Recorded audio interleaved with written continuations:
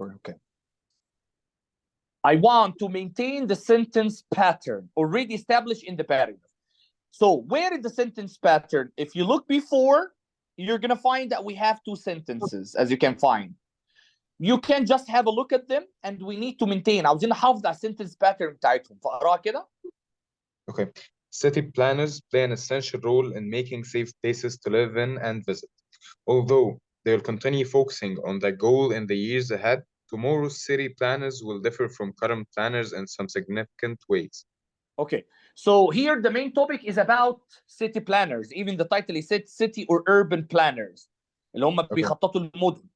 فهم بيقول ان هم they have essential role, and the same thing start to be mentioned here, that the city planner of tomorrow will differ from current planner in some significant way. Do you think why number one is not right with the pattern? Why it doesn't match with the pattern? I guess because it's talking about the buildings while our main focus is on the city planners. But he mentioned here city planners.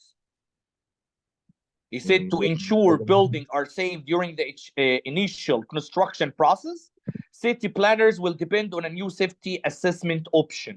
And also he starts in the previous sentences with the city planners or talking about the city planners. So okay, but the main thing here, the main thing here, he talk about their role. Okay, he talk about their role. I know that here it looks that it's not writing, Ahmed. Do you believe that? It's not writing, it's a grammar. Look at all of them, you're gonna find that it's a grammar. They look like each other except the order. So we are gonna delete this. So now it's a grammar. Okay? Why again the first one is wrong? I don't know. I'm just completely like astonished. I don't know. Okay. Look here, Ahmed. As I told you that the first thing we look at the writing, and we find that they are talking about city planners and the significant role for them. And we find that this sentence actually look like this. Look here. To ensure buildings are safe during the initial construction process, city planners will depend on new safety assessment option. The same thing here. To depend on new safety assessment option, city planners will ensure buildings are safe during the initial construction. The same thing here. City planners will depend. So it's a kind of new words. It's a kind of the order of words is different. ترتيب الكلمات بس اللي مختلف. طب تعال نشوف ليه دي غلط. اللي هي to ensure building are safe during the initial construction process, city planners. هنا في mistake. ايه المistake؟ هنا في subject اهو to ensure building دوت noun, act as a noun. خلي بالكم هو ده infinitive بس act as a noun. الانفينيتيف phrase اللي اخدناها. فانا كده عندي to ensure building subject و are verb. تمام، يعني دي independent clause. ركز معايا يا احمد، كله يركز معايا. دي independent خلاص. بعد كده في كوما، بعد كده قال city planners will depend on new safety. Again I have subject and I have will depend is verb. Wait mister, it's again independent, and we know the rule that independent it must be connected by comma conjunction fanboys or semicolon or full stop. يبقى this wrong. You know now why it's this wrong? Dr. Ahmed. Yes, mister. It's clear now why it's wrong? The first one? Yes. Okay, second one. Why be wrong?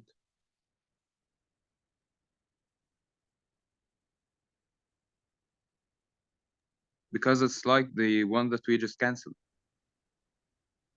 It's what? I'm sorry?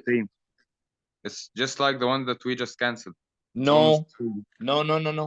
Here there is no verb. Here he said to depend, infinitive. On new safety assessment option is a prepositional phrase. So all of this is a modifier. Okay. To depend on new safety assessment option, who depends? The planners. Is that right? Yes. The problem here that he said city planners will ensure buildings are safe. Wait, mister. So now I have, if you look here, I have two sentences. One that is independent, the first one, and building are safe is dependent. Why, Mr. is dependent? Because here that is canceled. That is canceled. Okay? So according to the construction of the sentence, تركيب الجملة ما عنديش أي مشكلة. أنا عندي modifier، الموديفاير ده بيوصف البلانرز، وعندي أدي كده city planners will ensure، okay، ده كده independent subject verb، that building are safe subject verb. ما عنديش أي مشكلة. بس استنى يا مستر، هو ensure build، هو طبعا بيقول ايه؟ city planner will ensure building are safe. كده انا ما عنديش مشكله في الجمله دي، يعني I can consider it right. I can consider it right. Look at C. He said city planners will depend on new safety assessment option. Subject. We have verb. On new safety assessment option to ensure buildings are safe during the initial instruction process. Also, the sentence is right. We don't have here, but here I have only one sentence. I have here only one sentence, not two or not two clauses. I have here only one sentence. Okay, look at this one. During the initial construction process and comma and. Why I put comma and? Comma and here is wrong. So I'm going to cancel. Now, which one is right from these? Is it B or C, Dr. Ahmed? We know that now we choose C. Why, Mister? B is right. But he told you that if you find that the sentence is simple, take the one that is simple. Clear, Dr. Ahmed? Clear, Master. Okay. Number 2, Marshal Ziad. Okay, so we will take the beginning of the sentence. When each of these specialized testing processes likely the result of careful analysis conducted by urban planners. So here we must change occur. It is we have here each, so it must be singular. So it will the singular one is D. It occurs. Perfect. Okay, what the problem with A? A, because it's plural and we have each. Where's plural? Occur, like the verb. yes. Perfect. Because each must take a singular verb. So it must be occurs. As we mentioned before, أي حاجة بعد ال preposition لا تعتبر subject. يبقى each occurs. Bravo. Did the first one. So we can say occur. So this is wrong. Okay. B and C also are occur, but B it has them are and them are can be also. So excellent. And C is plural also, so it's D. So D. Perfect. Perfect. Thank you. Number 3. And Dr. Hamza.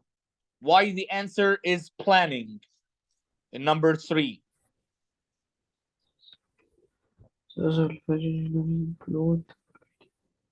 Raise your voice, Dr. Hamza, please. Okay.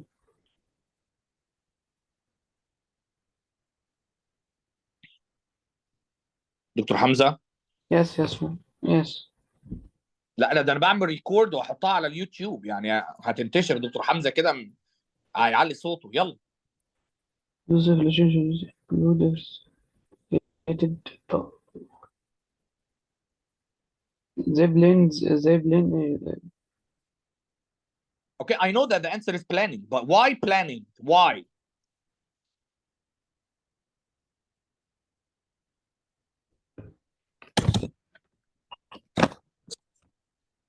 Okay, look, Dr. Hamza. Here I have and, Dr. Hamza. Whenever I have and, I have to think about, I'm talking about a sentence or I'm talking about a list. And if I read, I'm going to find that he said those evaluation generally include evaluating the needs. Number 1, assessing the structures before disasters happen. Number 2, and so there's a list. And we know that the list لازم يمشي مع بعض. لو كان past, future. To verb. Gerund. وده اللي حصل هنا. ده gerund اهو في ing evaluating. assessing يبقى على طول planning. كلير يا دكتور حمزة؟ Yes. Number 4 and جانا. دكتور جانا. تمام. Which choice results in most effective transition to the information that follows in the paragraph. يعني عايز انهي جملة على الانفورميشن اللي follows، واحنا هنقرا الجملة اللي بعدها واللي قبلها. ممتاز.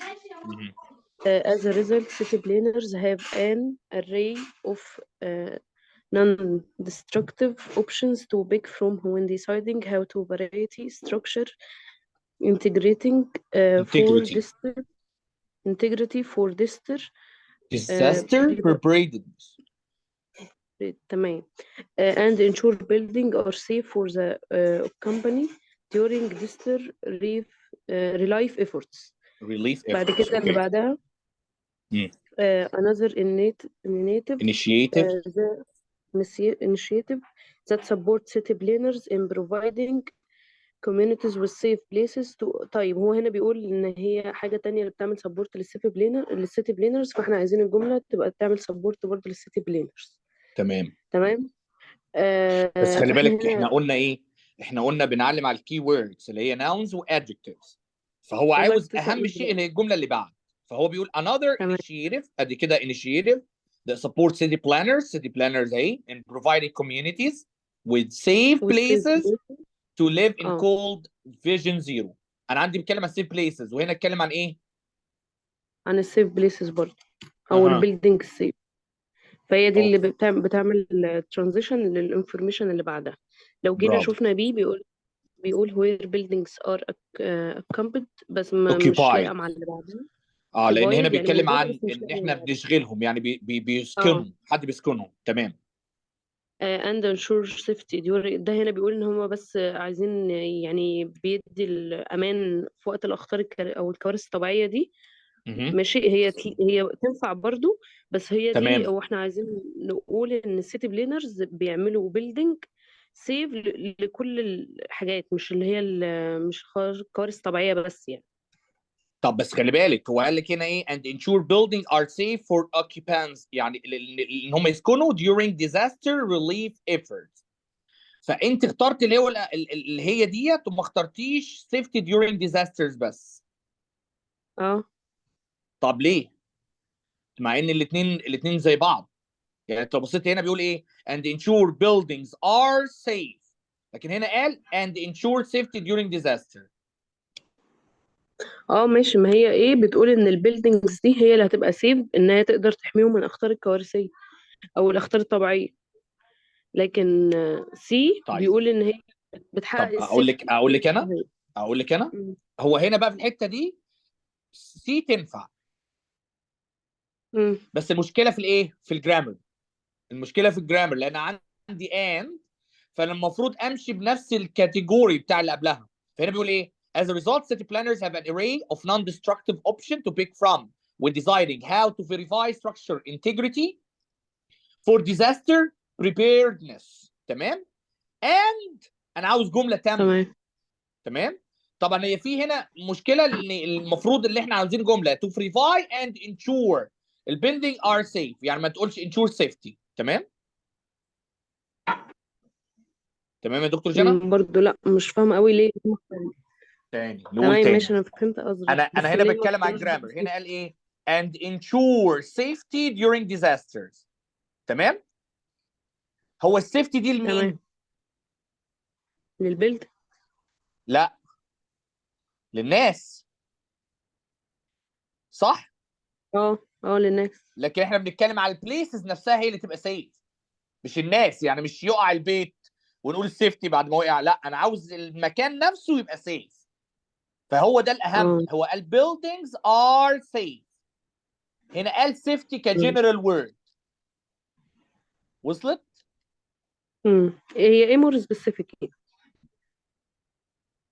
فين في انه حته؟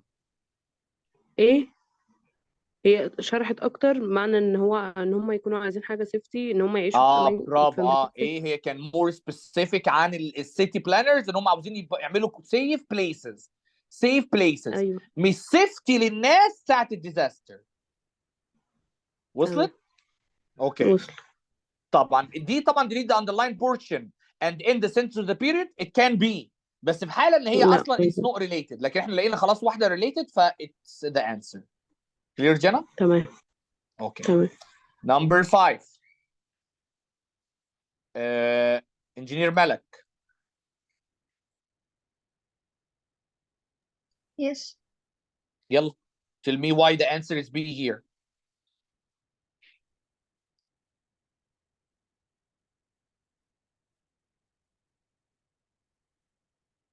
open your mic يا ملك واتكلمي يلا.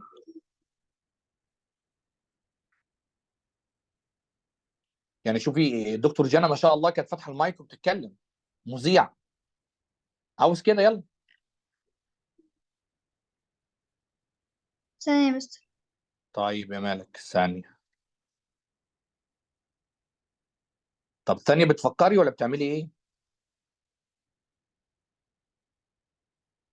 أيوة بفكر.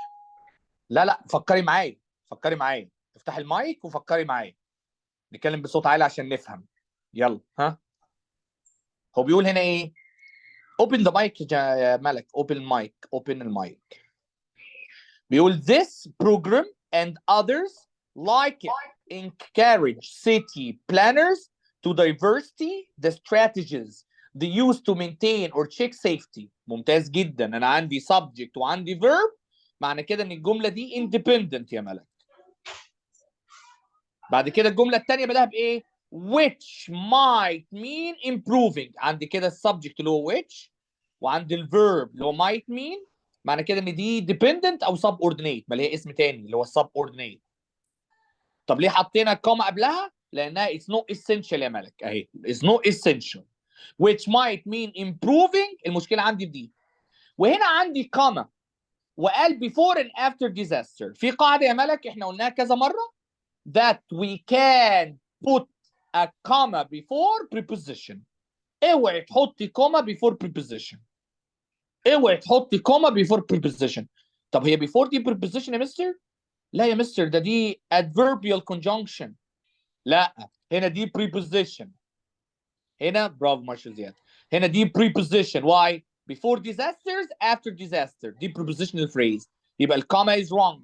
This is number 1. يلا. Why دي برضو؟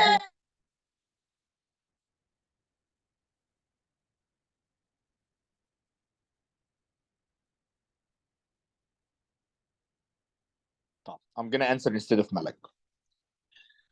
B, if you're gonna look here, you're gonna find that we don't have punctuation, and this is what we want. مش عاوزين حاجة ما قبل ال prepositional phrase. طب يا مستر، طب ما C برضه ما فيش comma. C ما فيش comma.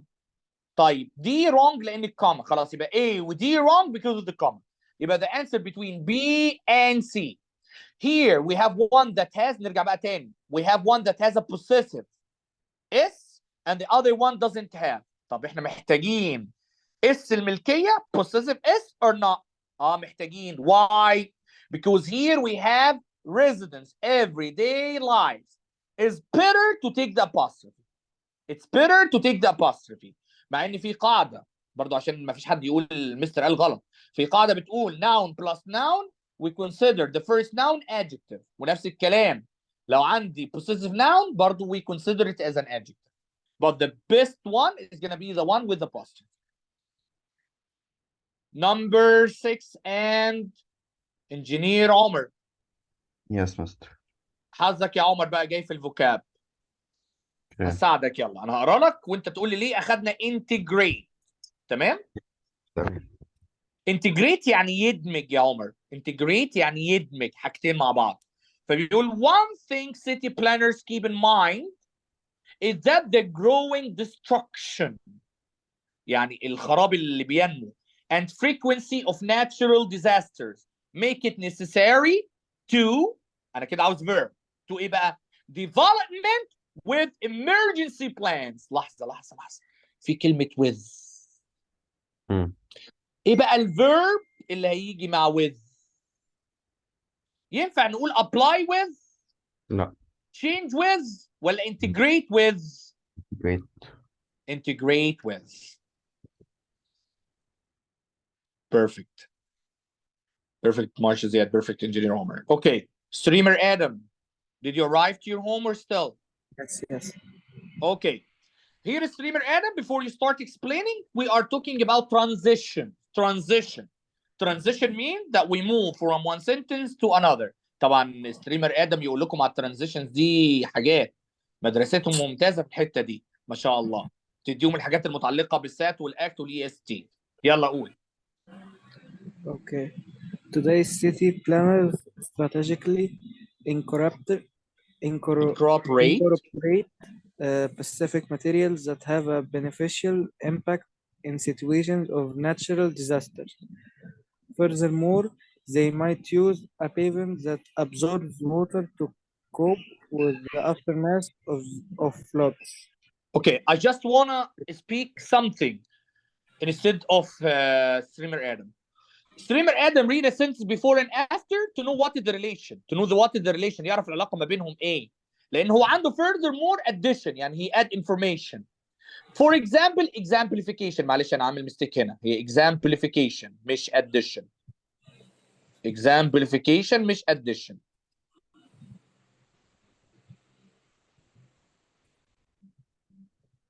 Next برضو I do a mistake here. المفروض next يبقى ايه؟ ها؟ order صح؟ حاجة order. او خلينا نقولها باسمها sequence.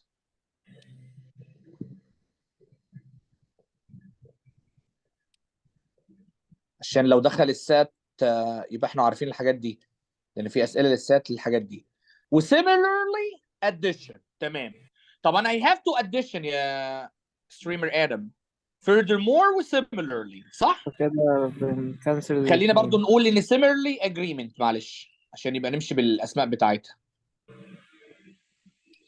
يعني first sentence agree with the second sentence. يلا start explaining now. ماشي. دلوقتي هو furthermore فهو كده معناه ان هو حاجة agree على الكلام اللي لا بعده. furthermore يعني هو بيزود معلومه وطبعا السنتنس لو نكتب بيقول ايه؟ لا في addition في agreement الاثنين مختلفين عن بعض. فهنا بيقول ايه؟ Today's city planners strategically incorporate specific material. خلي بالك ان هم عملوا specific material that have a beneficial impact in situation of natural disaster. الجمله اللي بعديها بيقول لك they might use pavement that absorb water. مش دي material ولا ايه؟ البيفمنت اللي هتمص الووتر to cope with the aftermath of floods. يبقى دي material. معنى كده ان هو ادي examples. صح يا سترومر ادم؟ صح. اوكي. يبقى for example طبعا next كsequence it's wrong. Similarly he doesn't agree with the first one. Addition he didn't add but he gave an example. Thank you streamer Adam. Number 8 and Engineer Taha. Yes. How we can answer this kind of question? Read the sentence and we decide first, yes or no? Yes we or decide no. first, yes or no? Okay, read now the answer. According to No, here. Read the question first. The writer is considering deleting the underlined sentence. Should the sentence be kept or deleted? So, before decide, kept or delete, let's read the underlined sentence. According to research, asphalt pavement offers high skid resistance and provides high contrast in color between it and road markings. What do you think? Are you going to keep it or delete it?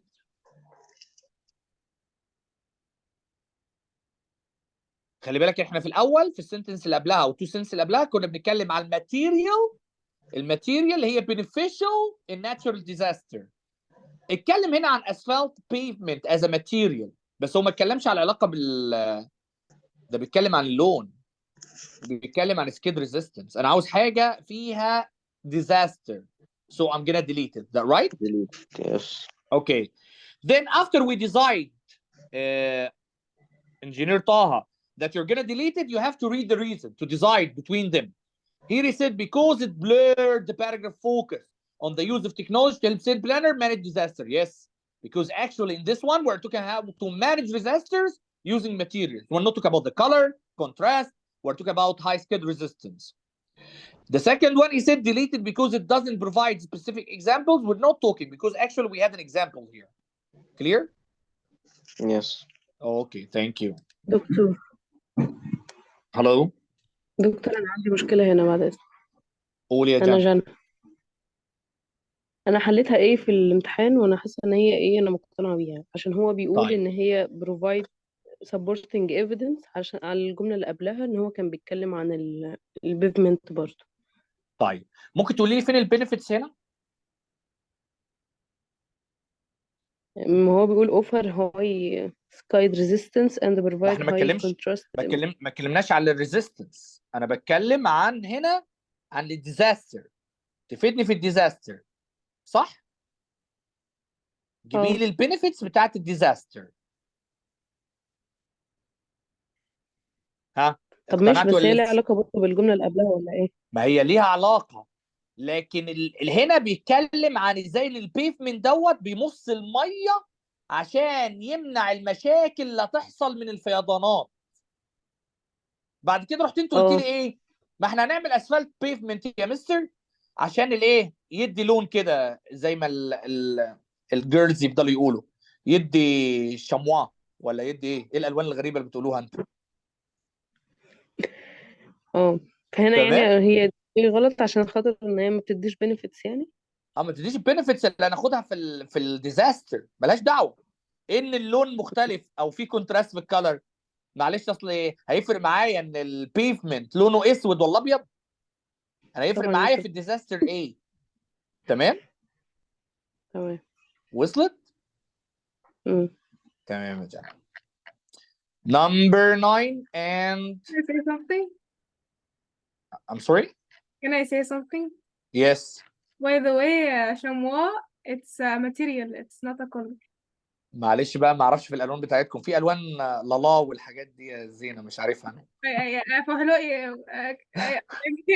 I get it. ايوه. Okay, engineer Zena, your turn. Why it's A? This is grammar.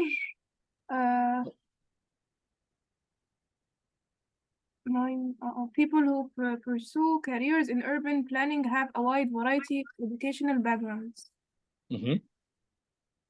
This is not writing. We decide now that here there is a problem in grammar. Okay, go on. Why you choose A? Because this is the who pursue careers in urban planning. It's dependent, but it's needed because it describes. It's essential. Yes. Yeah. Why? Because it tells us which kind of people that they have a wide variety of educational backgrounds. Okay. Yes. Okay. B. Why the mistake here? Because they added the comma in the wrong place after people, but they didn't add it after planning, which is the. No, just wait. هو المفروض ان subject people والverb have. if we consider who pursue careers in urban planning as not essential يبقى المفروض في comma هنا وكوما هنا. تمام؟ Yes. فهو حاطط comma واحدة يبقى this wrong. This is a mistake. Clear? Okay. Why C is wrong? نفس الفكرة أو it's the same the idea that he added after planning and he didn't add it before. Perfect. Why D is wrong? Because he added after backgrounds and actually we should place it يعني it's not placed right. Yes. مفيش أصلا comma. Why background? بصي على أول كلمة من الجملة اللي بعديها city capital. So how you put comma? Yes. بأي شرع وأي دين يتقال كده. ده المفروض comma يتحط دوت small letter. فيبقى this is a mistake. Thank you, Engineer Zain. Return back again to Dr. Ahmed. طبعا دي سهلة بقى يا دكتور أحمد في ال EST. We said that if we have two questions that come after each other, the right, remember? Not exactly. Can you remind me? اوكي، احنا قلنا لما يجي two questions مبنيين على بعض بعد بعض، خلي بالك ان دي مبني على دي، واحده منهم هتبقى no change على الاقل. تمام. اوكي، بس احنا بقى ده احنا الاسلوب بتاعنا اللي احنا عرفناه بالسكيلز بتاعتنا، لكن احنا عاوزين نستخدم بقى اسلوب التحليل. فاقول لي يلا، ليه 10 تمام. is A؟ اوكي، خلينا نشوف. هو بيقول لك ايه؟ historic preservation or urban design No here. إيه؟ number Number 10. 10. Yes, City okay. and regional planners May specialize in areas such as transportation planning, community development, preservation or urban design. اوكي، خلينا نشوف كده.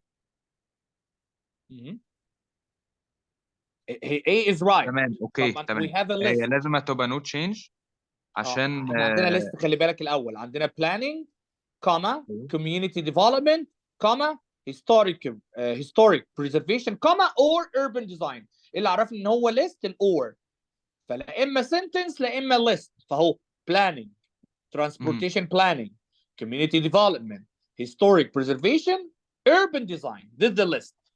Why B is wrong? اوكي. اول واحده historic مش هي نفس السنتنس؟ لا، عشان ما فيش كوما بعد historic ما فيش preservation. كوما قبل اور، لان ده ليست المفروض بنقول x كوما Yes. y كوما or z. No comma here. So this problem. See why it's wrong. عشان historic preservation and urban design، فكده برضه defeated the مفيش whole comma. purpose of list. تمام. طب انا جبت لك الكوما اهي. اوكي. ليه بقى دي wrong؟ ليه اخترت الاور ما اخترتش الاند؟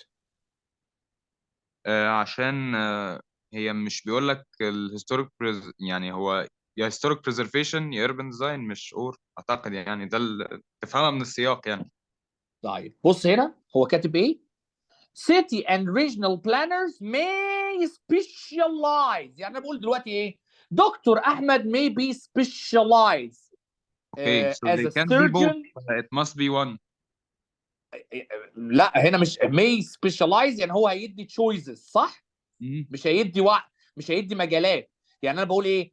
اسمع معايا بس الاكزامبل ده. دكتور احمد may ان شاء الله ما تدخل ميديكال فيلد، دكتور احمد may specialize as a surgeon or as a pediatric. تمام؟ فانا هنا بدي choices. ما ينفعش دكتور احمد يبقى جراح ودكتور اطفال، ما ينفعش خالص. تمام؟ اوكي. يبقى because of the meaning طبعا grammar is right and they put tick here, meaning is wrong. Okay, thank you Dr. Ahmed. Marshall Ziad, number 11. So question 11 is a graph question, like the Okay. easiest question there. So we will interpret the graph and we will see the choices first. Here no change, so we will go back to the passage, projecting that 16% of new jobs No, in read from the beginning of the sentence. Read from the beginning. Okay. The United States. The United States Bureau of Labor Statistics forecasts steady job growth in this field, projecting that 16% of new jobs in all occupations will be related to urban and regional planning. Okay. So 16% take care. He all said occupations, to all occupation? It's no, all occupations are only 14%, so this is wrong. Yes, perfect. All occupation, 14%. Perfect. Look at B. Why it's wrong? B, urban planning will slow to 14% by 2020. Oh, no, urban planning will increase to 16%. It will not slow. Okay, perfect. C, predicting that employment in urban planning will increase by 16% between 2010 and 2020. Yes, it's here. Okay, perfect. And D, to be sure, indicating that 14 to 18% of the urban positions will remain unfilled. Actually, it wasn't mentioned. Actually, yes, it doesn't. Yes. So C is the correct answer. Thank you, Marshal Ziad. Okay, the second passage, and Dr. Hamza. Yes. يلا دكتور حمزة. It's easy يا دكتور حمزة، سهل جدا. The verbs. Verb بنتكلم عن consistency. الأول كده تعالى نحلل الverbs اللي عندنا. Drives in the present but singular. Had driven, past perfect. Past perfect. الناس اللي مش فاكره الازمنه ترجع لليوتيوب، هتلاقي حاجه انا شارحها على الازمنه كلها. drove past. drive present but in the plural form. يلا let's read together.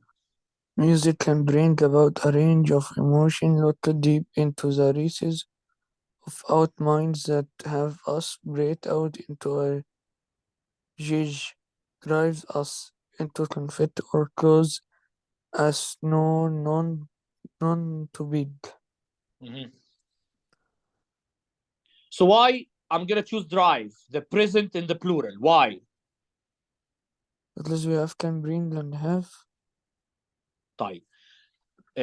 I'm gonna check the sentence first. I'm gonna check the sentence. I'm gonna use past or past perfect or present first. So here he said can bring, have, cause, all of these in the present. Thank you. So I'm gonna delete B and C. Now I have A and D, whether it's singular or plural. So I must find the subject. لازم الاقي السبجكت الأول. فهنا بيقول music can bring about a range of emotions. Look deep in the axis of our mind that have us break onto a jig. Take care. Then us into conflict cause. I know that some of you are gonna think about emotions or think about minds. The problem here that these are prepositions. I'm sorry. Yeah, these after a preposition. And we said that no subject come after a preposition. طب يا مستر ما ينفعش الا غير بقى music. يعني المفروض انت بتقول ايه؟ music can bring about a range of emotion. هي الميوزك هي السبجكت. الميوزك هي السبجكت. الميوزك هي السبجكت. للاسف انا ليه بصيت بالحته دي؟ ليه انا بصيت؟ لا هي مش بريزنت، هنا درايف انا عارف ان هي في البريزنت بلورال، بس انا ما ببصش على كده، انا ببص دلوقتي على ليست. لو انتوا شايفين music can bring about a range of emotion looked up deep in a sex of mind that have us out in a range. drive لا مش ليست يا مستر. الجمله دي فيها ميستيك كبير جدا، بس انا الجمله دي فيها ميستيك كبير جدا جدا جدا. music can bring about a range of emotion look deep into the recesses. هو هنا consider emotion as the subject مش music، فطبعا عملها plural، بس دي complicated. طب انت هتاخدها منين؟ من الليست يا مستر. فين الليست؟ قال لي have دي x، وهنا المفروض الثاني لان في كوما وعندي اور كوز يبقى ده الزي.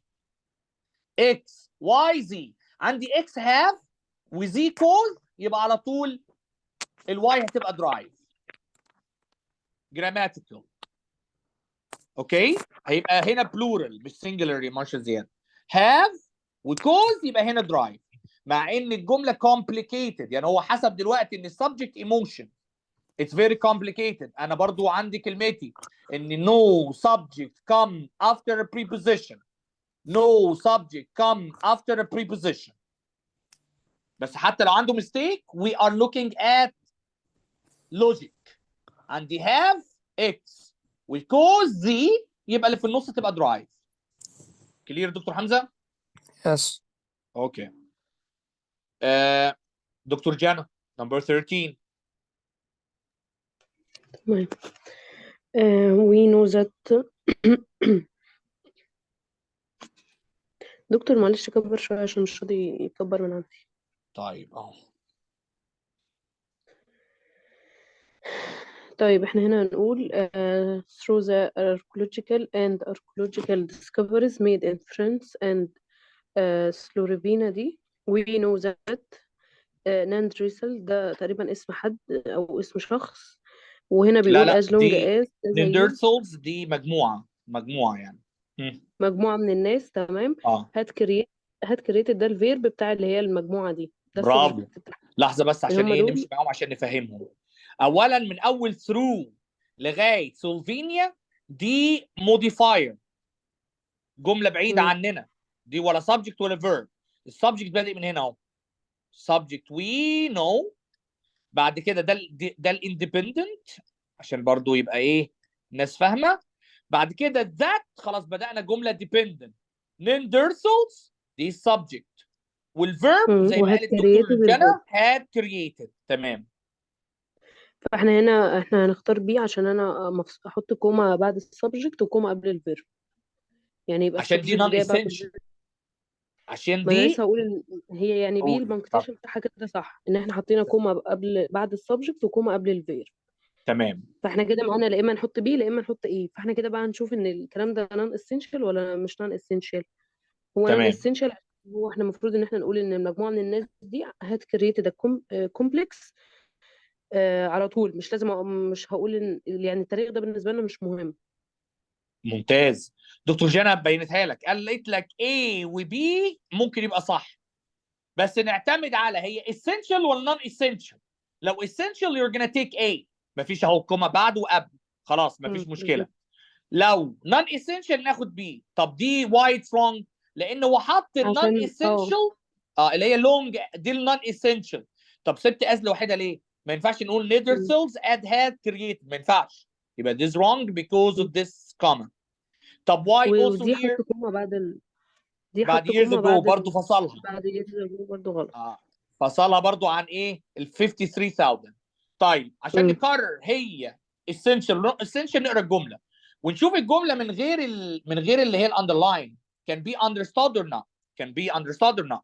Through the archaeological and anthropological discoveries made in France and Slovenia, we know that Neanderthals had created complex sweet sounding flutes cluttered from animal bones. مش محتاجين نعرف امتى، ما خلاص النيندرثلز دول عارفين ان هم مجموعه من زمان زي القدماء المصريين كده، مش محتاجين نعرف دي. ثانك يو دكتور جنى. نمبر 14 انجينير ملك. Yes. يلا 14 ليه حطيتها بي؟ نقول تاني يا جنى بس الحته دي دكتور ملك انجينير ملك، ان هنا بنتكلم على ترانزيشن. هنا بنتكلم على ترانزيشن، علاقه جملتين ببعض. فعندي but contradiction even though cause and effect moreover addition and addition. طبعا عندي اتنين addition نحطهم على جنب. اوكي يا انجينير ملك. يبقى انا Okay. ما بين but و even though. يلا اقري الجمله قولي لي هل هي contradiction يعني الاثنين عكس بعض ولا cause and effect؟ Take for example the commonality of music between humans and whales, but our evolutionary paths have not crossed for nearly 60 million years. What do you think؟ طبعا في الجمله الاولانيه قال ايه؟ Take for example the commonality of music between humans and whales. الكومن الشائع المشترك ما بين humans and whales. بعد كده قال our evolutionary paths have not crossed for nearly 60 million years. يعني اصلا عمليه التطور اللي بيننا وبينهم عمرها ما جت مع بعض، ما اشتركتش مع بعض من 60 مليون سنه. طب ازاي انت هنا بتقول common وازاي بتقول ان هي have not crossed for nearly 60 million؟ يبقى كده ده ايه؟ Cause. المفروض الناس هتقول contradiction but صح؟ أيوه. لا بس هو الراجل هنا بيدي cause and effect. cause and effect يعني بيقول take for example، خد بقى على سبيل المثال the commonality of music between humans and whales but ركز لكن our evolutionary path يعني احنا بعاد خالص عن الويلز، يعني احنا مش جايين منهم. اوكي الايفولوشن بتاعنا بعيد عنهم خالص. كلير؟ يبقى ده cause and effect even though. اوكي دكتور يس جمع. معلش كنت عايزه اعرف even though بس معناه ايه بالعربي؟ يعني انا عايزه اعرف حتى معناه ايه لو. بالعربي. حتى لو. تمام. 15 moreover وايضا add moreover وخد عندك كمان ده عمل وسوى moreover. كلير ستريمر ادم؟ اوكي. اوكي 15 انجينير عمر. Yes, Mister. Yes. We are very close to paying the We Yeah. are nowhere close to being the inventors of music, but rather we are latecomers. newcomers. Okay. هنا احنا درسنا الحاجه دي مع بعض عندنا في البيسك، اسمها ايديوم. فاكر الايديوم ولا نسيته؟ لا نسيته. طيب الايديوم certain words come with certain preposition. يعني هي كلمات بتيجي معاها preposition. يعني ما اقول مثلا ايه، بابا وماما مخلينهم بالهم مني، يبقى بنقول ايه؟ look after. طب بيبصوا عليا او بيبحثوا عني look for. طب بيبصوا عليا look at. فهو نفس الكلام. فبيقول لك we are nowhere close to being the inventor of music, but rather we are latecomers To the musical. to the musical scene. احنا جايين متاخر للمشهد الموسيقي. طبعا مش in ولا on ولا for. To. تبقى in. Okay. Okay. Thank you, Engineer Omar. Streamer Adam, your turn. طبعا writing, basic writing. What you're gonna do here? اكتر سؤال انا اصلا بسيبه في الامتحان. انا مش سامع ستريمر ادم. Hello. الو سامعني كده؟ Yes, I can hear you. What you're gonna do here? هتعمل ايه هنا؟ هريد السنتنس وهشوف هي هتحط فين يعني. Okay. طبعا this a kind of question that has indicator. هو مديك indicator في الquestion، فالمفروض ان احنا نقرا السؤال. فيقول the writer wants to add the following sentence to the paragraph. هو عاوز يضيف السنتنس دي. Streamer Adam. So the first thing you have to underline the key words, nouns or adjective. Let's read together. Okay. Whale songs in general are no longer than symphony movements, perhaps because they have a similar attention span. Okay, so now we are talking about whale songs and symphony movements and similar attention span. Yeah. Let's find now before sentence 1. Can we put it here? No, because he didn't say anything related to it yet. He has to clarify what is he going to say, then put it.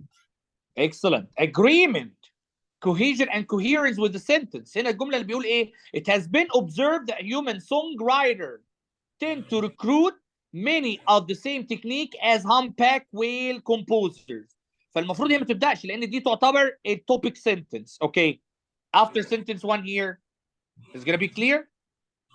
Clear, yeah, because he Why? started to reduce the topic to us. And excellent. He said that they are the songwriter, and he said here that the whale are composers. وهير برضو قالها ان هم ايه؟ whale songs with symphony movement, so it can be here. And after that, start give example for the kind of whales. Okay? طبعا thank you, streamer Adam. We're gonna complete the rest. If we're gonna talk after sentence 2, هنا examples. How you're gonna put this the topic that we give examples for here. يعني بنقول humpback whales are known for their short musical phrases, musical patterns, and the use of rhythm similar to ones used by humans. This example for the whale are songwriter, the whale are song composers.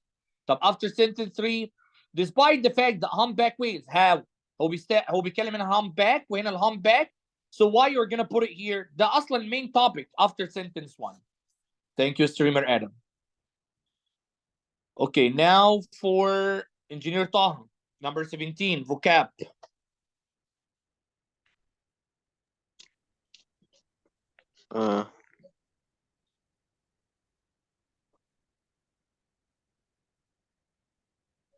Read. It has been observed that human songwriters tend to recruit many of the same techniques as humpback whale composers. Okay, take care. He talk about the techniques. And we need here something means use. Use. يستخدم. Okay? طبعا recruit and employ they had the same meaning. You know, يوظف. يوظف. But recruit mainly for people. That right? Yes. Okay. Employ, it can be like I employ the television in my lessons. I employ the Zoom in my lesson. يعني بستخدمه. طبعا change is not gonna give you and inspire لان هو بيستخدم، عاوز حاجه بمعنى يستخدم. So it's gonna be employ. Clear? Yes. Okay. Thank you. Number 18, Engineer Zaina. Which choice best effectively establishes the main topic of the paragraph? Allah, what you're gonna do here just to get the main topic or the main topic sentence for the paragraph, what you're gonna do? I'm gonna read the first sentence and last sentence of the first paragraph and the first sentence and the last sentence of the last paragraph. No, here it's a paragraph, not a passage. Here a paragraph, not a passage. okay. So only you're gonna read the second sentence لان دي تعتبر خلاص second sentence last sentence, and you can get it only from the last sentence. تعال نقرا كده last sentence. And the whole passage. أو the whole paragraph مش passage. Okay. Moreover, whale songs can be quite memorable, and just as you may find yourself repeating the same song over and over in your head, whales also have songs that stick in the mind. Some of the whales they meet in the Pacific directly altered their tunes, singing the new musical piece within 3 short years.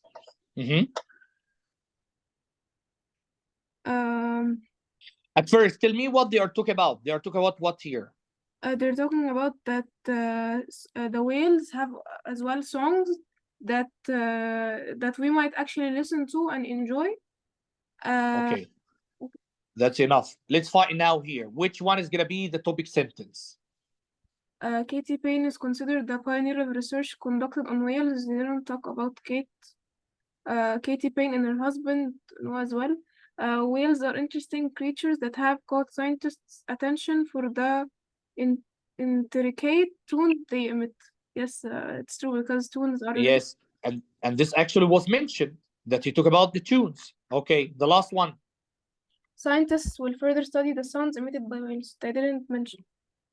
No, he talked about the sounds, but the main thing, the tune that they mentioned. Okay, the word that was mentioned here. Because of that, I told you read the last sentence. You're gonna find the answer. Clear? Yes. Thank you. Okay, number 19. And Engineer زياد. المرة اللي فاتت أنا نسيت Engineer زياد. حل سؤالين ورا بعض بقى Engineer زياد. ماشي يا مستر. يلا. 22. Yes. لا. Number 19. 19. ماشي. Here, from the beginning of the sentence, from some of the whales. ماشي. Some of the whales they met in the Pacific directly altered their tunes, singing the new musical piece within 3 short years. Okay, take care that if we're gonna keep it with a dash, that means singing the new musical piece within 3 short years is a modifier. Is a modifier but not essential. غير ضرورية. طب الانسر هنا من غير ايه؟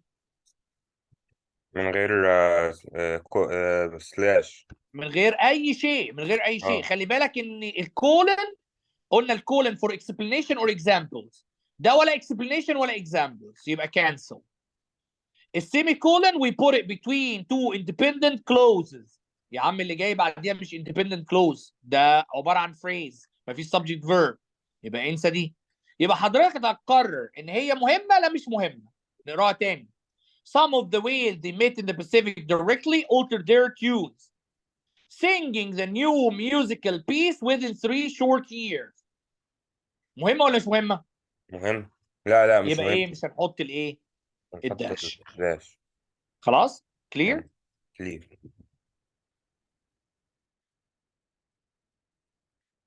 Dr. Ahmed, number 20. Okay. Which of the following best provides an introductory sentence to the paragraph? This is the main thing, Dr. Ahmed. Introductory sentence. Again, we need a topic sentence for paragraph 20. So what you're going to do? For this paragraph, I'm going to read the first sentence and the last sentence. طب and الاهم read it. عندي هي اللاست سنتنس، اهم حاجه، لان اصلا الفيرست سنتنس مش موجوده. اوكي Okay. يلا. Pain and innocence. ماشي. It was unsurprising then that Payne and her husband Roger were the first scientists to recognize the complex and mysterious calls of some humpback whales as actual reproducible songs. اوكي Okay. تيك كير. في هنا تو كويستشنز بيعتمدوا على السطر ده، الكويستشن اللي احنا بنحله دلوقتي والكويستشن 21. معنى كده ان 21 او السؤال اللي احنا بنحله ممكن يبقى نو تشينج، على الاقل واحده نو تشينج. Okay.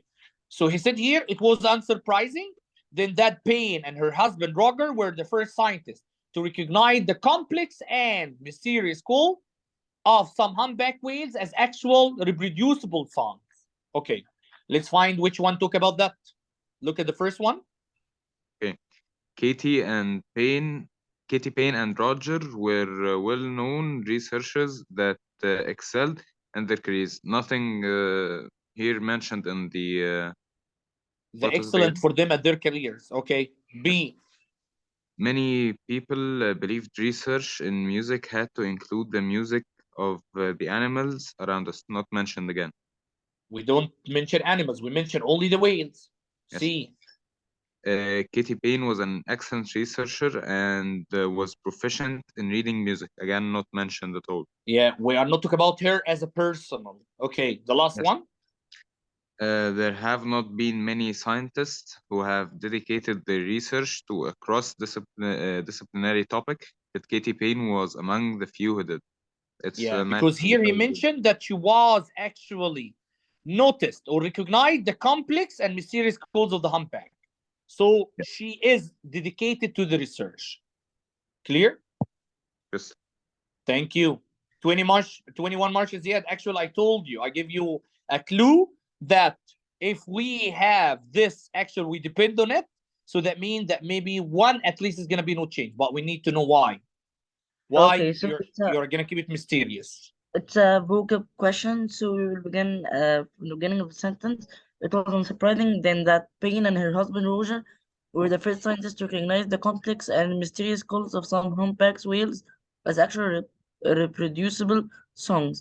Here there is and, so what's before and is the same meaning which Allah عليك ما شاء الله. So okay, here complex, like we want something that has the same meaning as complex, or at least the near to the meaning, and mysterious only works like discovered and heard and recorded. They can't work. MashaAllah. Perfect. We have and, what come before, what come after, they must agree with each other in meaning, in grammar, in parallelism. So complex, which one had the same meaning of complex?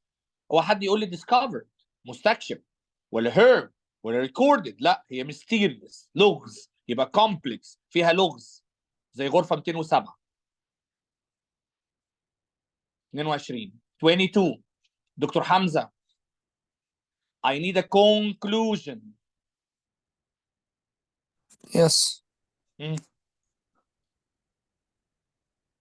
Which does not establish the main topic of the paragraph. Okay. I know that here is the conclusion for the paragraph. And I'm going to repeat what Engineer Zena said before.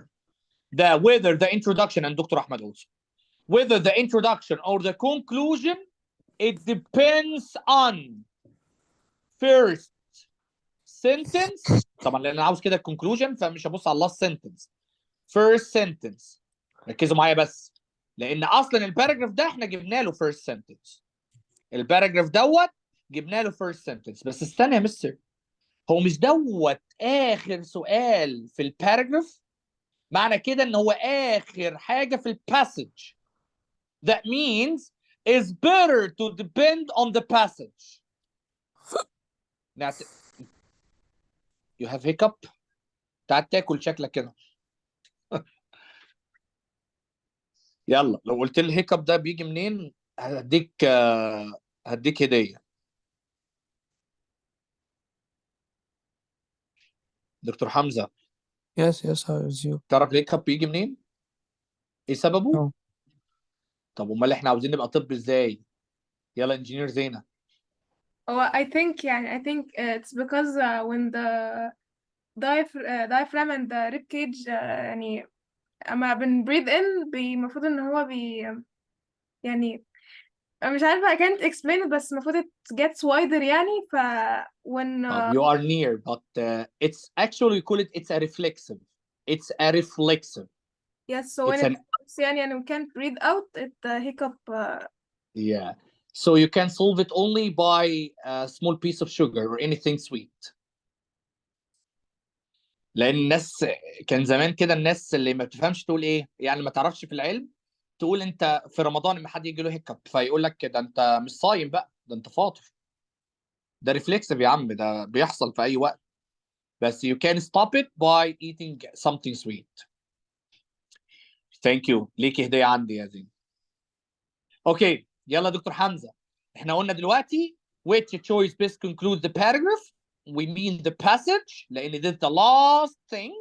Take care that Dr. Ahmed add here a topic sentence, this one, and we don't have a conclusion, so it's better to know the passage is about what. يعني نعمل ايه؟ We're gonna read the first sentence, last sentence of the first paragraph, والسنتنس اللي زودها ايه؟ دكتور أحمد. معايا دكتور حمزة؟ Yes.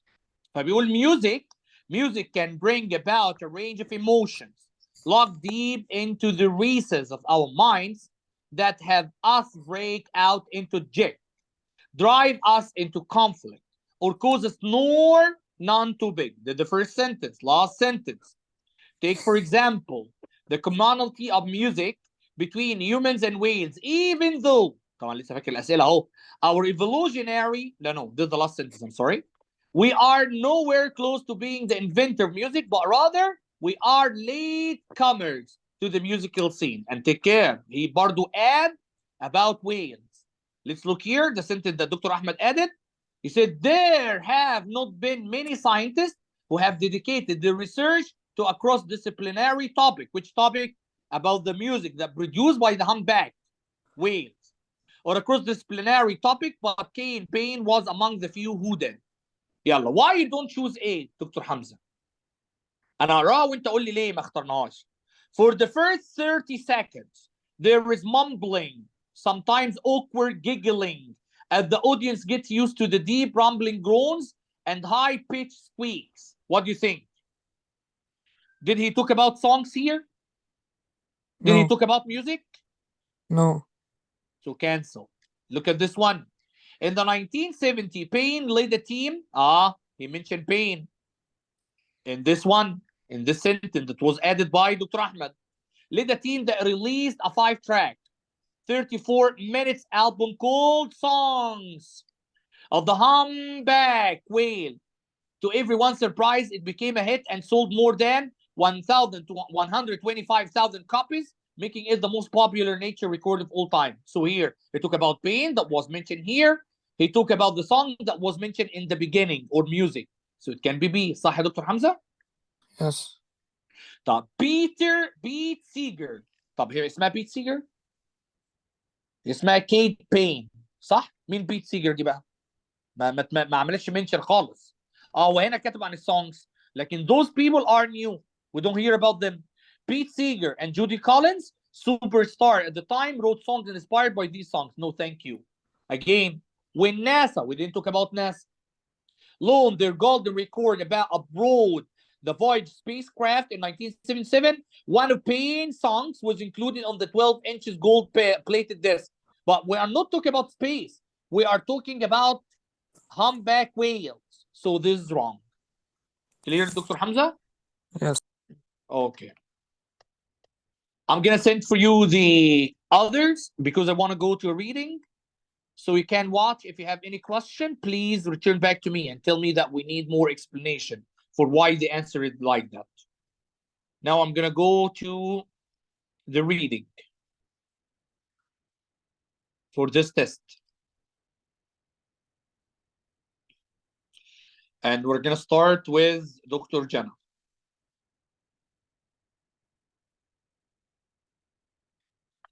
Ready, Dr. Jana? Yes. Okay, what we're going to do the first thing? البلير، هنقرا التايتل أو البلير. نقرا البلير، برافو. The following edited passage is an excerpt from تريجر ايلاند. ما علينا. Treasure Island ما by علينا. روبرت. ده انا ازعل منك يا جنى، ده القصه دي انا بحبها جدا يعني. by Robert Louis Stevens introducing the بايرتس. barrier. اكيد طبعا انت اتفرجتي على Pirates of the Caribbean، اللي هم القراصنه في المحيط الهادي او الكاريبيان. اتفرجت عليه؟ مش عارف، لا. طيب اللي هم بيلبسوا واللي حاطين جمجمه والحاجات دي ويضربوا بعض، وهو فيلم ساينس فيكشن، خيال علمي. هو ده بيتكلم عن تريجر ايلاند، هي القصه دي اصلا، او الفيلم اتاخد من تريجر ايلاند. فبيقول the following edit passage is an excerpt from Treasure Island by Robert Louis Stevenson introducing the pirates. بيتكلم هنا على القراصنه، بيتكلم عن القراصنه. خلاص انا فهمت. نروح بقى فين؟ to the first question، ما عندناش وقت. May you read the first one please? The tone of the passage is best described as. Just 1 minute. Now this question is asking about the tone of the passage. يا لهوي يا مستر. تون. انت عاوز نقرا الباسج كلها؟ عاوز نقرا الباسج كلها؟ ده انا كده هروح في داهيه. طب ايه رايكم؟ احنا عارفين ان هو عن البايرتس، صح؟ خلاص احنا عرفنا دلوقتي ان هو عن القراصنه، البايرتس. Number 1 you can solve by two ways عن التون دلوقتي. لا اما حضرتك وفي نمبر 3، لا اما تسيبها لاخر القطعه خالص، لاخر سؤال اللي هم 10 questions او 11 questions، تسيبها للاخر تكون انت فهمت القطعه التون بتاعها ازاي. انت لو تحل بالدور ومش من نوع الناس اللي بتسيب اسئله للاخر، يبقى حضرتك هتتعامل كبيج بيكتشر. هتقرا اول باراجراف first sentence last sentence، واخر باراجراف first sentence last sentence، وتتعامل بالطريقه دي. لو صغيرين الباراجراف اقراهم كلهم. اوكي يا جنى؟ تمام. يلا هنعمل ايه؟ انه طريقه هتعمليها؟ هنسيبها للاخر ولا تتكل على الله انا وانا وتقرا بحل اول؟ سبتها للآخر عادي، مش عارفه. طيب خلينا نعملها بالطريقه اللي هي الاولانيه. هي جنى عملتها سابتها للاخر وبعد كده عرفتها. اقرا كده يا جنى اول سنتنس واخر سنتنس.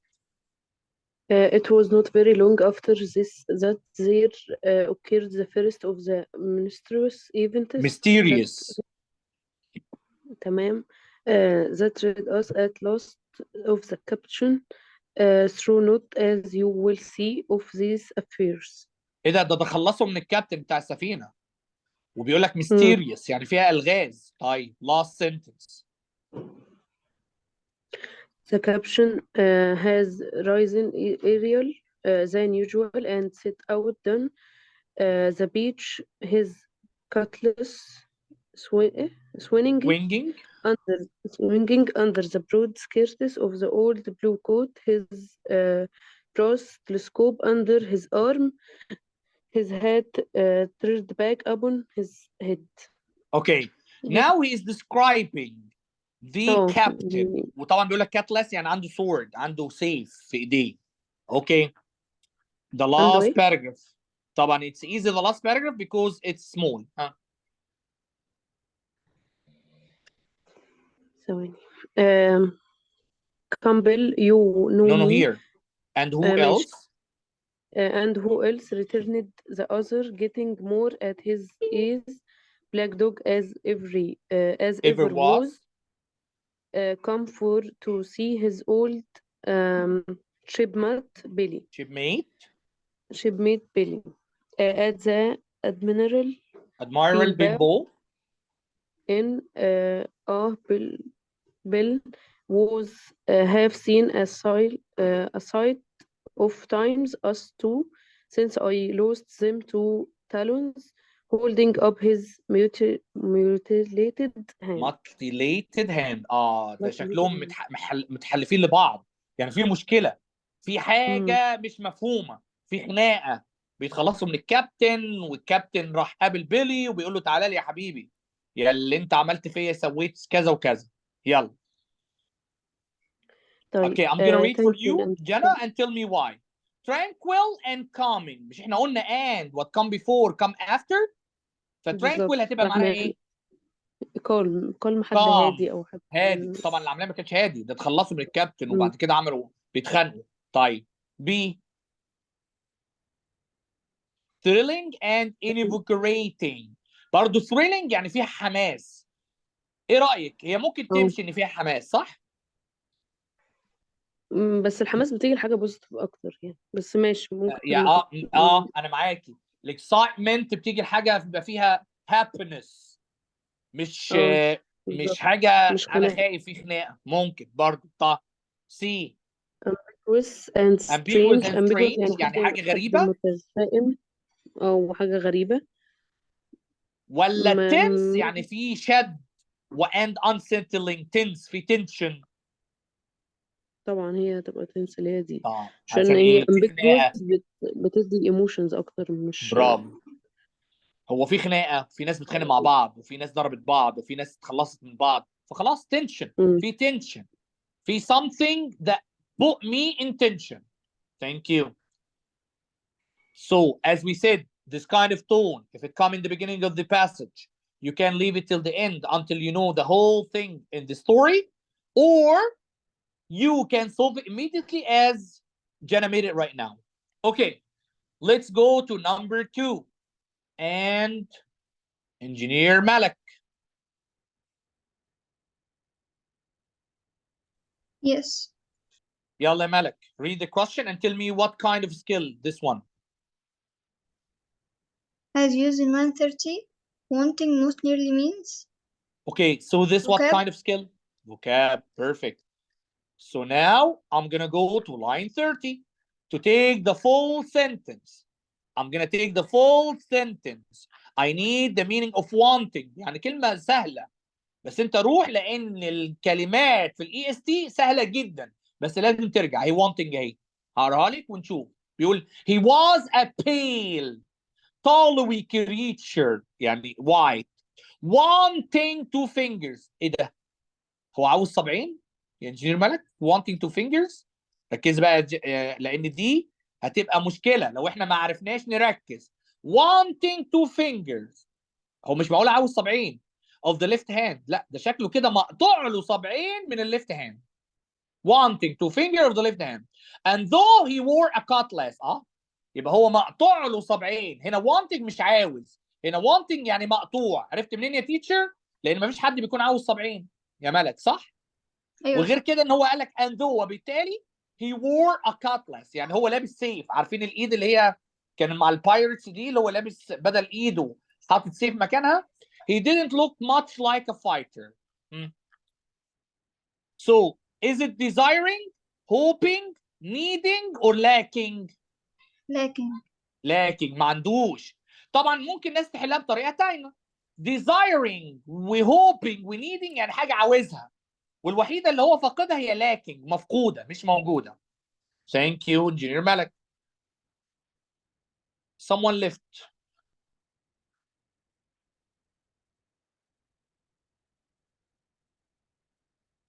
Is it Dr. Hamza? Yeah. Okay. Engineer Omer, number 3. Yes, Master. Number 3. Okay. Take care. I have to look after to know that it's an evidence question or not. 3 and 4. 4 is followed by lines. يبقى ده evidence question. يلا. May you read please? Okay. Which of the following can be assigned to assumed of black dog. So احنا evidence? قول لي بس احنا بنعمل ايه في الايفيدنس؟ اشرح لي كده. ما جيت اشرح لك انا شرحتها لك. بنعمل ايه في الايفيدنس كويشن؟ بعمل reading لللاينز اللي هو مكتوبة في 4. لا، اول حاجه بنقرا مم. راس السؤال. اوكي. Read the heading of the question. Number 2, underline the key words, nouns or adjective. يبقى احنا كده هنتكلم عن البلاك دوج. Number 3, search for anything talk about black dog in the lines. بندور عن اي حاجه بتتكلم عن الكي ووردز في اللاينز. يعني نشوف فين هنا اللي بيتكلم عن بلاك دوج. بعد كده لقيناها بنعمل ماتشنج لاب. ما ننساش يا عمر بالله. اوكي؟ فاكر نصها بس. طيب. هنيجي نوصل من اول ايه اللي هو من 29 ل 32، من اول هي لغايه فايتر. 29 ل 32 من هي لغايه فايتر. نعيد، خلي بالك بقى يا جانا الحاجات اللي بقولها دي. If we find in the beginning of the sentence he, she, it, they or any big pronoun, take a sentence before. ليه؟ عشان تعرفي he ده مين. عشان نشوف هيتكلم على البلاك دوج ولا لا. I'm gonna read يا عمر معلش. Okay. Well, mother was upstairs with father, and I was laying the breakfast table again at the captain's return when the parlor door opened and a man stepped in on whom I had never set my eyes before. He was a pale, tall creature wanting two fingers of the left hand, and though he wore a cutlass, he didn't look much like a fighter. مفيش أي حد اتكلم هنا عن black dog. مفيش حد هنا اتكلم على البلاك دوج. نيجي النمبر بي 35، مع ان ممكن بلاك دوج ده اللي هو بيوصفه بس ما قالش دايركت. نيجي من 35 ل 36، من اي لغايه صودا. اوكي. من اي till صودا. بص يا جنى، if you don't have a complete sentence، لو ما عندكيش complete sentence لازم تكمليها. فانا هاخد من اي لغايه near اهو، دي complete sentence. اهم شيء ما تختلطش على اللي بعدها. لا ده اللي بعدها بعيده خالص يا مستر. يلا نقرا كده. بيقول ايه؟ I asked him. لحظه برضو، مين هم ده بقى؟ مين برضو هم؟ فانا هضطر ان انا اخد لاين قبل. قال هي، هاخد لاين قبل، ما دي قريناها، هو الراجل اللي دخل. طيب نشوف بقى. He wasn't sailorly and yet he had a smack of the sea about him too. I asked him what was for his service. اخدمك ازاي؟ And he said he would take soda. But as I was going out of the room to fetch it, he sat down upon a table and motioned me to draw near. قال له تعالى قرب مني. برضه لغايه دلوقتي انا ما لقيتش حاجه بتتكلم عن بلاك دوج، صح ولا لا؟ ما لقيناش. يبقى ما هسيبها. نيجي من من 71 ل 73، من ده لغايه ماوس. اوكي. من اول ده لغايه ماوس. بيقول هنا ايه؟ The strange kept hanging. السترينج الغريب. جنى. When you have a word that you don't know he's talking about whom, take a sentence before. خد sentence before. طيب هاخد sentence before. في but. Whenever you find but in the beginning, however, or while, take a sentence before. معايا يا جنى في الحاجات اللي بقولها دي؟ تمام. فهناخد since before. تمام، يبقى ناخد من اول هنا. The expression of his face as he. الله، برضه he. هاخد sentence before. فين السنس before؟ and. احنا قلنا لو في and while however ناخد and sentence while before. however هناخد sentence قبل. تمام يا جنى؟ ماشي تمام. فوصلنا فين؟ لغايه هنا. فبيقول now is my مش هحصل maid إن bill. أنت فصل. ماشي يا همزة. now is my maid bill in this here house. هو احنا كنا والله انا نسيت احنا بندور على مين. بندور على بلاك دوج صح؟ هو بيقول هنا هل صديقي بيل موجود في الهاوس ده؟ I told him he was out walking. ده هو برضو ما فيه هي، احنا مش عارفين مين هي. هناخد برضو سنتنس قبل. المفروض اللي احنا نعرف مين هي دوت، لان هي ده هو اللي هيدينا الكاتيجوري مين. طب تمام، خلينا نبتدي من اول هنا. Now is my mate Bill in this here house? I told him he was out walking. Which way, Sonny? في أي طريق؟ Which way is he gone? في أي طريق هو ماشي؟ And when I had pointed out the rock and told him how the captain was likely to return, said he, this'll be as good as rain to my mate Bill. The expression of his face as he said these words was not at all pleasant. خلاص ما كانش في حاجة، يعني الراجل كان حزين. And I had my own reason for thinking that the stranger was mistaken. طبعا السترينجر لغايه دلوقتي احنا مش عارفين اسمه ايه. هو عرفنا ان في واحد اسمه بيل، لكن السترينجر اللي دخل ده اللي هو قاعد يتكلم عنه لغايه دلوقتي مش عارفين اسمه ايه. طيب فين احنا؟ The stranger was taken, even supposing he meant what he said, but it was no affair of mine. أنا ماليش دعوة بيها. I thought, and besides, it was difficult to know what to do. The strange kept hanging about just inside the inn door, bursting round the corner like a cat waiting for a mouse. يعني قطة مستنية فار. طب ما هو stranger، خلي بالكم أنا برضو مش هختارها لأن ما فيهاش بلاك دوج. أنا أعرفكم منين عرفت فين بلاك دوج في الآخر؟ لأن بعد كده انا هاخد A و B و C واشك ان هم، لان الثلاثه اتكلموا عن السترينجر. نيجي لاخر واحده من 117 ل 119. معايا يا عمر؟ معاك يا مستر. طيب اهي من اول 117 من اول come till 190 stranger. Come Bill, you know me. You know an old shipmate Bill, surely, said the stranger. طيب يا مستر انا برضو لغايه دلوقتي stranger ما عرفناش. ده في كلمه black dog جاي بعديها. The captain made a sort of gasp. Black dog said he. شكرا. يعني كل اللي قريناه دوت فيه black dog بس ما كانش قايل اسم. A و B و C و D الثلاثه منشن black dog. تمام يا جنى؟ يعني كده السترينجر ده طلع البلاك دوج.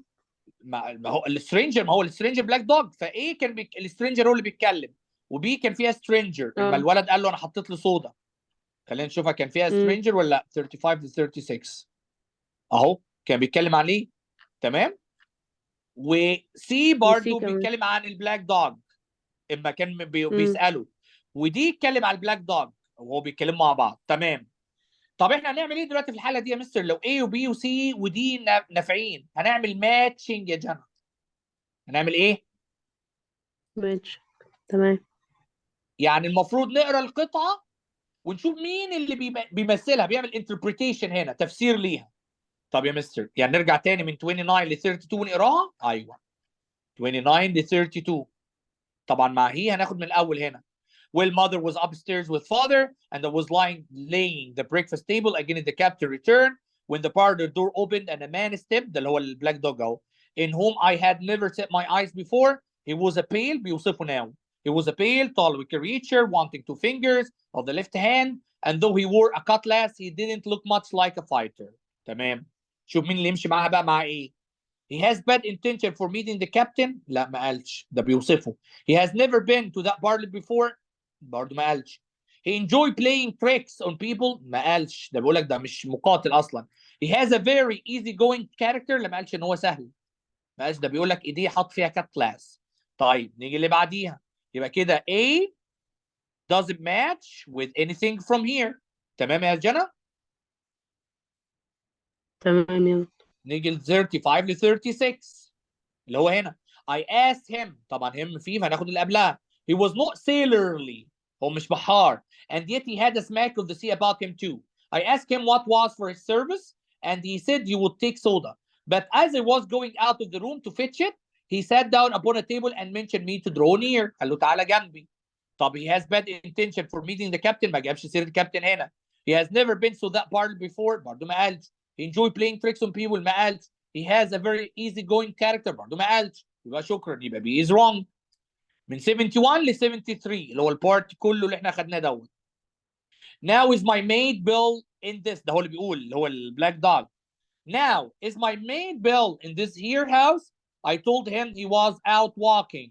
Which way, Sonny? في أي طريق? Which way is he gone?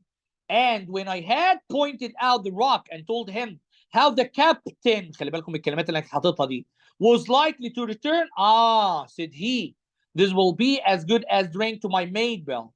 The expression of his face as he said, تعبيرات وشه, these words was not at all pleasant. And I had my own reason for thinking that the stranger was mistaken, even supposing he meant what he said, but it was not a affair of mine.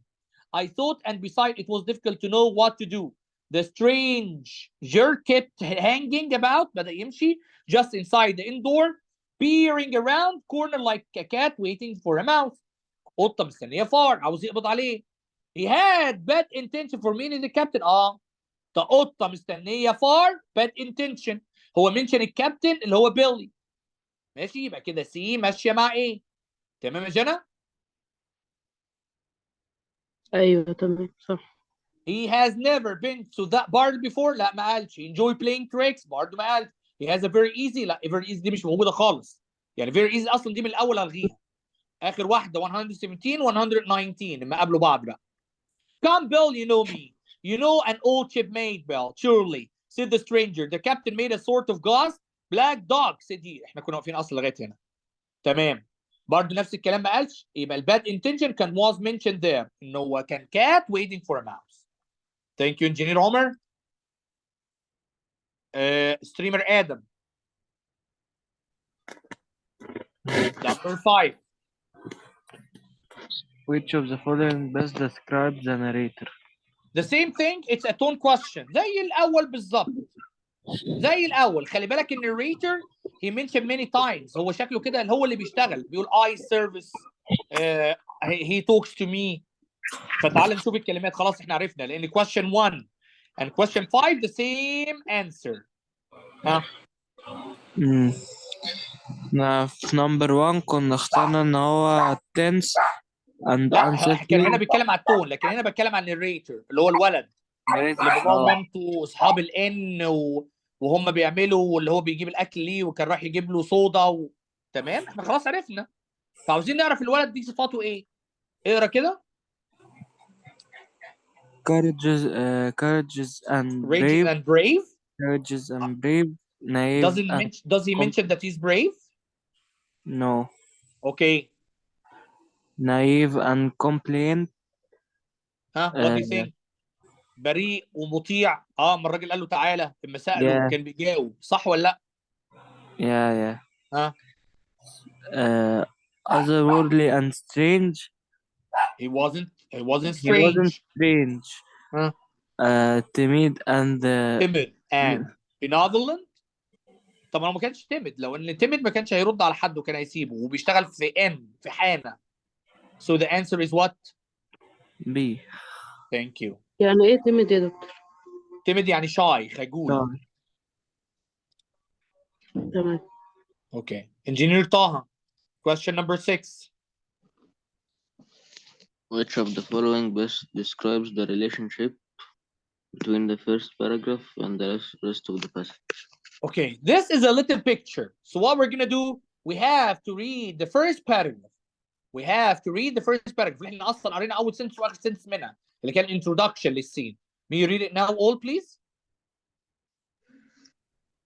It was not very long after this that there occurred the first of the mysterious events that rid us at last of the captain, though not, as you will see, of his affairs. It was a bitter cold winter with long hard frosts and heavy gales, and it was plain from the first that my poor father was little likely to see the spring.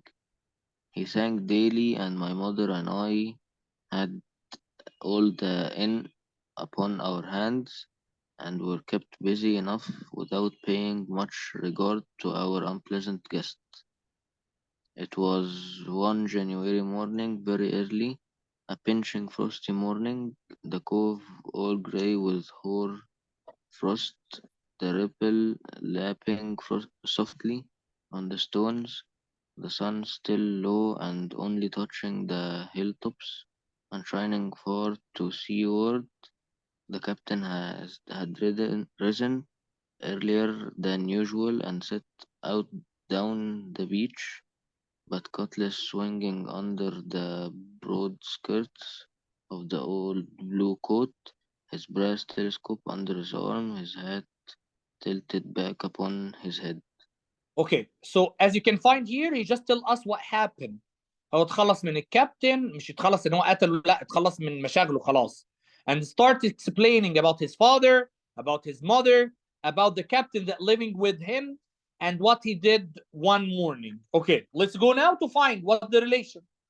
Read the first one.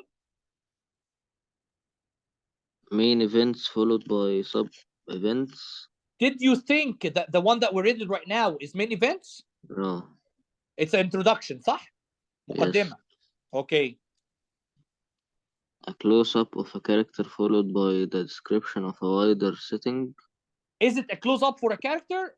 Like he described only the captain, or he mentioned the captain, the father, the end, the word? Yes. Introduction followed by characterization. Maybe it's introduction. Maybe it's introduction. So it can be right. D. Scene setting followed by character development. Scene setting. Does he mention the place and the time? Yes. He mentioned the place and the time. He mentioned here, as you can find, it was not very long after this. He mentioned something here, also cold winter. did the sitting he mentioned the N الحانة اللي هم بيشتغلوا فيها. So it's better not introduction. It's better to be what? A scene setting. طب ما احنا برضه لو بصينا هل هو كان في القطع اللي بعد كده كان characterization؟ كان بيبقى وصف للكاركترز ولا عبارة عن تطور للشخصية اللي هي الكابتن and what happened to him؟ لا، تطور للشخصية. Okay, so the answer is D. Thank you. Engineer Dana, evidence question. Which of the following literary devices does the author use? Wait. Now there's an evidence question. This an evidence question. طب يا مستر فين الكي ووردز اللي احنا بندور عليها؟ Literary devices. استنى يا مستر. Literary devices دي مش كلمات. ده literary devices ديت اللي هي figurative language. Figurative language عشان بس الناس تعرف figurative language انا كتبتهم معظمهم هنا. Allegory اللي هو السيمبل اللي هو الرمز. Irony اللي هي السخرية. Hyperbole exaggeration يعني بيهجس. Foreshadowing hint. Metaphor وsimile اللي هو تشبيه. Metaphor اللي هي زي mother is a flower. Simile بيستخدم like or as. Mother is like a flower. Personification اللي هو التشخيص زي the leaf dances happily. يبقى انا كده بدي people characteristics to things. مين اللي بيرقص؟ الناس. انا اديتها دلوقتي الليف. onomatopoeia اللي هي الساوند زي ما اقول ايه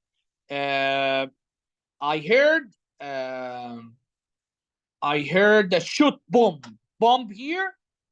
ادتني المعنى بتاع الصوت bomb. اوكي يا جنى؟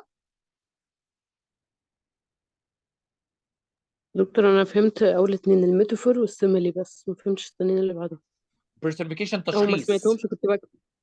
طيب ما كده ابعت لك دي personification تشخيص اللي انت بتعطي الهيومن characteristics to things. ماشي تمام. ماشي. امنوتوبيا دي اللي هي الكلمه تعطيك المعنى بتاعها يعني الكلمه صوت يعني يعني تمام. الكلمه صوت يعني ما اقول بالعربي كده طخ فطخ دي اونوموتوبيا. You got it؟ ماشي تمام.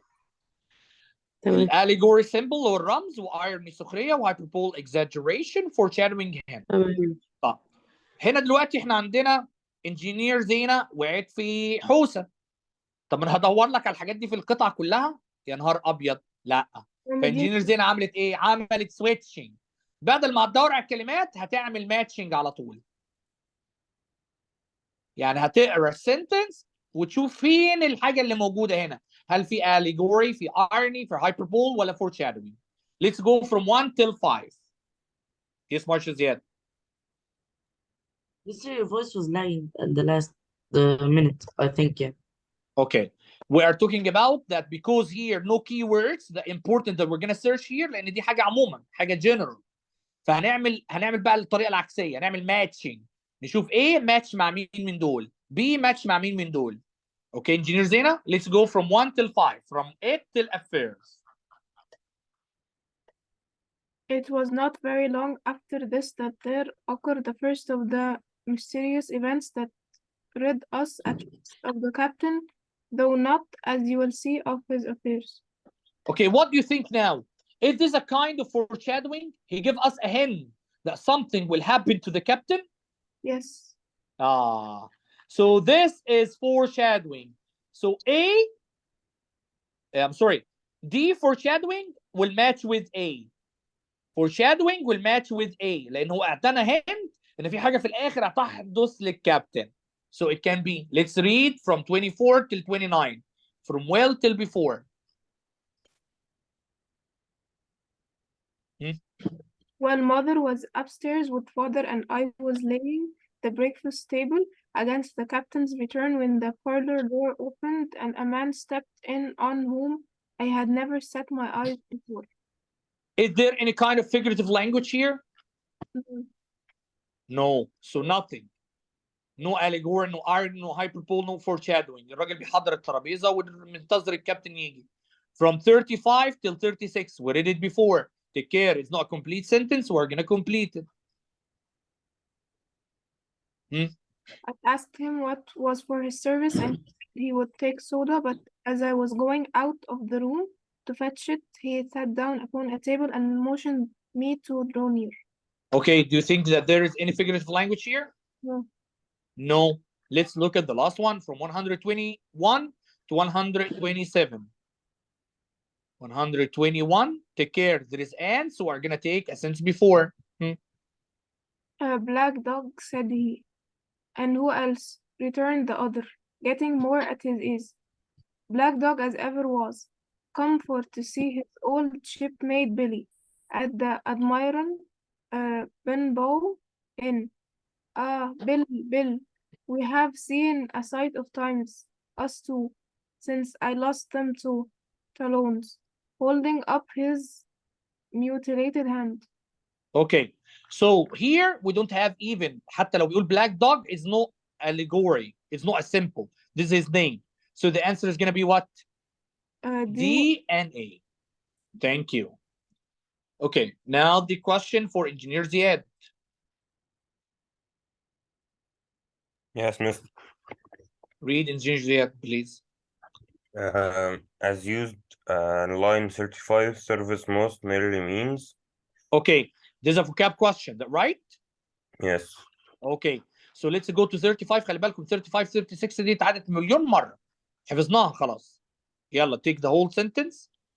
I asked him what was for service, and he said we would take soda, but as I was going out of the room, to fetch it, he sat down upon a table and mentioned me to draw near. خلي بالك هو قال له يعني تقريبا كده قال له تشرب ايه؟ قال له اشرب شاي، قصدي اشرب صودا. فكده معناها ايه؟ ان هو بيسأل عاوز تشرب ايه؟ انت عاوز تشرب ايه؟ ها؟ preferences or preference يعني ايه تفضيله؟ ايه الحاجة اللي بيحبها؟ assistance, guy from assistant مساعد. work عمل. immunity يعني calmness. يبقى which one is gonna be just near to service؟ هتبقى preference. الناس اللي عملتها غلط مش عارف عملتها غلط ليه. يعني في ناس كتيرة جابتها غلط في الامتحان معانا. Okay, number 10. Jana, you're gonna listen now to Dr. Ahmed and take care. Did the author indication, inference and function اللي سألتيني عليها اللي قلت لك فيها 3 حالات. Okay? تمام. يلا دكتور أحمد. Number 10. Okay. The captain's reaction to black dog is similar to the reaction of. Okay, may you tell me what is the category of difficulty of this question? This is very difficult because I have to search on the whole passage. To search for the keywords. بص يا جنى. ده السؤال بقى اللي قلت لك عليه اللي هو الثالث حاجه اللي هو مديكي كلمات وانت حضرتك لازم تدوري عليها في ايه؟ في القطعه كلها. فدي الهارد. هو في الاولاني كان بيحدد اللاين هي موجوده فين. الاولاني بيحدد لاين وكلمات، الثاني بيحدد اللاين، الثالث بيحدد كلمات فقط. فاحنا طبعا مشكله. يعني دكتور احمد دلوقتي المفروض ان هو يفضل يدور على كابتنز رياكشن تو بلاك دوج similar to the reaction. بس احنا خلاص عرفنا ايه اللي احنا مش هنلاقيها في اول صفحه، لان الكابتن رياكشن اوف بلاك دوج ممكن تيجي في اللي بعد كده، لان بقول الكابتنز رياكشن تو بلاك دوج is similar يعني ما قبله. فطبعا just to save time احنا we're gonna read from 108 to 116 واقول لكم ليه. Okay. The captain spun around on his heel and fronted us. All the brown had gone out of his face, and even his nose was blue. He had the look of a man who sees a ghost, or the devil, or the evil one, or something worse, if anything can be. And upon my word, I felt sorry to see him all in a moment turn so old and sick. Okay. So here, when I start searching, I found that the words mean that he meets someone. He meet طبعا black dog. فطبعا في ساعتها هو شاف اهو، يعني اكنه شاف شبح قدامه. فthis give me the word that he asked for. بيقول the captain reaction to black dog is similar to the reaction of. ركز بقى معايا يا جانا في الحته دي. الانسر اللي هتلاقيه مقارب للي بيقوله هنا. الانسر هتلاقيه مقارب، يعني خلاص whenever you find the lines you can easily find the answer. وبيقول لك the captain spun round on his heel. طبعا ما رد عليه، قال له Bill, said the stranger in a voice that I thought he had tried to make bold and big. And قال له Bill, the captain spun round on his heel and fronted us. All of the brown had gone. الراجل بقى لونه شاحب. And even his nose was blue. خلاص بيموت. He had the look of a man who sees the ghost or the evil one or something worse, if anything can be. And upon my word, I felt sorry to see him all in a moment turn so old and sick. يعني اتحول بقى راجل شكله كبير وضعيف. خلاص انا كده حليتها. Let's find now which one will give me the meaning. ها دكتور احمد. A man seeing his favorite long lost son. طبعا his favorite ده راجل بقى sick وبلو وراح في داهيه. ها Or a cat randomly confronted by a dog in the street. Maybe because the cat when it meets a dog it will be scared.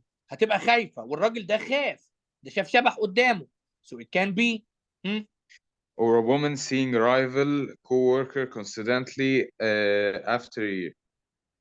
If a woman seeing a rival co-worker, she's not gonna be afraid. يعني مش هتبقى afraid. لا، احنا عاوزين حاجه فيها afraid، فيها scare، فيها scary. Or a businessman coming face to face with the CEO of the company. Even there is no kind of scary here. No problem. يبقى الحاجه الوحيده اللي scary ان الكات ما يقابل dog. Clear in clear دكتور جنى؟ Yes. تمام.